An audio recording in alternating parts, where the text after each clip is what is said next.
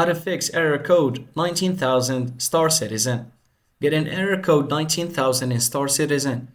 Here's how to fix it.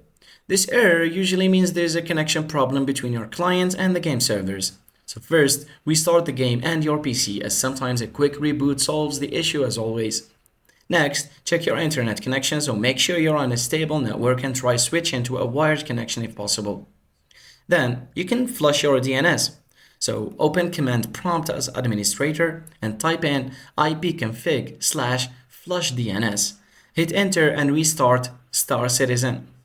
Still stuck? Try changing your DNS to Google's. So go to your network settings and use 8.8.8.8 and 8.8.4.4 as your DNS servers. Save and reconnect. If the error continues, it may be a server-side issue, so check the official Star Citizen server status page or community forums. But in most cases, these two solutions will do the trick. Thanks for watching.